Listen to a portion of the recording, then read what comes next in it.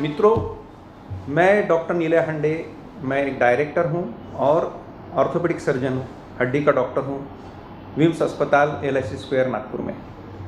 हमने इसी सप्ताह 5 साल हमारे विम्स के पूरे किए हैं। ये मुझे बताते हुए गर्व महसूस होता है। यहाँ इस अस्पताल में जो हड्डी के ऑपरेशंस है या जो हमारा ऑर्थोपेडिक डिपार्टमेंट है, मैं और मेरे मित्र डॉक्टर प्रफुल्ल बोरकर, ये दोनों मिलकर हम चलाते हैं। और यहाँ सभी प्रकार की हड्डी से रिलेटेड जितनी सर्जरीज होती है या जो समस्याएं होती है, उसका समाधान करने का प्रयत्न करते हैं। हमारे यहाँ हमारा जो ट्रॉमा यूनिट है, जो कि एक एक्सीडेंट होने के बाद में सारे प्रकार के डॉक्टर्स की ज़रूरत पेशेंट को पड़ती है, क्योंकि उसमें सिर को भी मार लगता है, कई बार चमड़ी निकल जाती है, तो उसके लिए न्यूरो सर्जन लगते हैं, प्लास्टिक सर्जन लगते हैं। और सबसे इम्पॉर्टेंट है कि सबसे पहले तो पेशेंट की जान बचानी होती है, उसके लिए इंटेंसिविस्ट लगते हैं, जिसको हम ICU के डॉक्टर बोलते हैं, और बेहोशी के डॉक्टर जिसको हम एनेस्थेसिस्ट बोलते हैं। ये सारी टीम हमारी एक ही छत के नीचे हम हमेशा अवेलेबल है। इसलिए उन्हीं की वजह से हम लोग ट्रॉमा में यानी एक्सीडेंट के केसेस में एक अच्छे से अच्छे विश्वस्तरीय चिकित्सा पद्धति से उनको दे सकते हैं। पिछले 5 सालों में हमने कई प्रकार के जॉइंट रिप्लेसमेंट के ऑपरेशन किए हैं, जिसमें कि कूल्हे की हड्डी, खुब्बा की हड्डी, घुटने के ऑपरेशन किए हुए हैं। और इसके लिए जो एक विशिष्ट प्रकार का ऑपरेशन थिएटर लगता है, जिसको हम लोग मॉड्यूलर ऑपरेशन थिएटर और लैमिनार एयरफ्लो सिस्टम बोलते हैं, वो हमारे यहाँ उपलब्ध है। सिर्फ यही नहीं कि हम लोग सिर्फ उसका इलाज जॉइंट रिप्लेसमेंट से करते हैं, बल्कि जॉइंट को बचाने की कोशिश भी करते हैं, जिसमें कि एक ऑस्टियोटोमीज नाम से ऑपरेशन होते हैं, कुछ विशिष्ट प्रकार के इंजेक्शन होते हैं, इसका भी हम लोग प्रयोग करते हैं।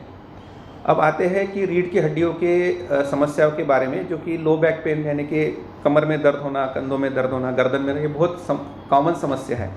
इसमें कई बार एक कॉम्प्लेक्स तरह के कई जटिल प्रकार के ऑपरेशंस के लिए ऑपरेटिंग माइक्रोस्कोप की ज़रूरत पड़ती है, जो हमारे पास में कालजेस का सबसे अच्छा माइक्रोस्कोप है। इसके अलावा एंडोस्कोपिक स्पाइन सर्जरी यानी कि दूरबीन के द्वारा जो रीढ़ की हड्डी की शस्त्रक्रियाएँ होती है, वो भी हमारे यहाँ काफ़ी बार होती रहती है। और इसके साथ साथ कुछ ऐसे पेशेंट्स होते हैं कि जिनको ना सर्जरी की ज़रूरत है, लेकिन दवा से उनका दर्द भी नहीं जाता है। तो इसके लिए जो बीच का रास्ता है, गोल्डन मिडवे, वो होता है कि हम उनको चैनल ब्लॉक्स लगाते हैं, या तो फिर कुछ विशिष्ट प्रकार के इंजेक्शन रीढ़ की हड्डी में लगाते हैं, जिसको ट्रांसफोरामिनल ब्लॉक्स बोलते हैं। इसका भी हम लोग प्रयोग करते हैं।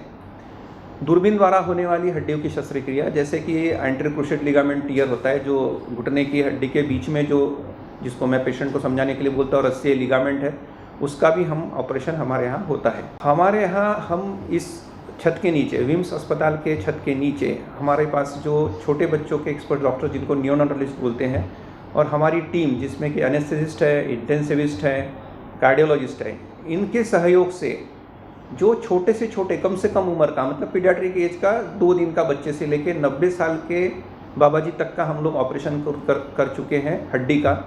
ये इन्हीं लोगों के कारण और हमारी टीम के कारण उपलब्ध हो पाया है।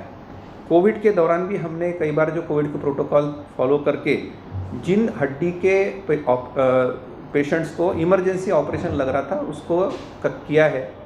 अब मैं ये एक अपॉर्चुनिटी लेना चाहता हूँ ये बताने की कि कोविड के बाद, कोविड चला गया, लेकिन जिन पेशेंट्स को बहुत बुरी तरीके से जो उनको कोविड हुआ, जिनको भर्ती होना पड़ा और स्टेरॉइड्स देने पड़े उनकी लाइफ बचाने के लिए, उनकी लाइफ तो बच गई, लेकिन उसमें से कई सारे लोगों को जॉइंट्स का एक प्रॉब्लम आ रहा है, जिसको हम लोग बोलते हैं अवैस्कुलर नेक्रोसिस, जो कूल्हे की हड्डी में होता है, हिप जॉइंट में होता है।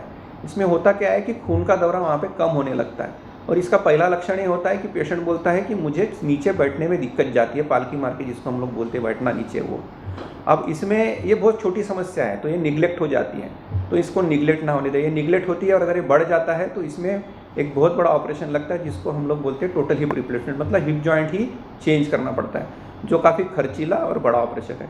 इससे इस मंच के द्वारा मैं ये बताना चाहता हूँ, जो कोई भी कोविड पेशेंट्स हैं जिनको ज़्यादा मात्रा में स्टेरॉइड देने पड़े उनका जीवन बचाने के लिए, उनको इस प्रकार की अगर समस्या होती है तो उन्होंने तुरंत पहले ही बिना अपने मन से दवा लिए ऑर्थोपेडिक सर्जन को कंसल्ट करना चाहिए, जो जल्दी से जल्दी पता कर सके। तो इसमें हम लोग हमेशा बोलते हैं कि early diagnosis is the best. जितने जल्दी पता चल जाएगा उतने जल्दी उसका जो है इलाज होगा, तो उसका इतना बड़ा ऑपरेशन बच जाएगा। यहाँ विम्स अस्पताल में मैं और मेरे कलीग डॉक्टर प्रफुल्ल बोरकर, हम दोनों हमेशा ऐसे प्रकार के पेशेंट्स की मदद करने के लिए तत्पर हैं। मैं इस मौके पर मेरे समस्त नर्सिंग स्टाफ का, जो हमारे एडमिनिस्ट्रेटिव स्टाफ है उनका, मेरे डॉक्टर बंधु जो यहाँ कार्यरत है, और मेरे सीनियर डायरेक्टर्स, उन सभी का मैं तहे दिल से धन्यवाद देता हूं कि उन्होंने इस मुकाम पर पहुंचने के लिए हमें मदद की। धन्यवाद।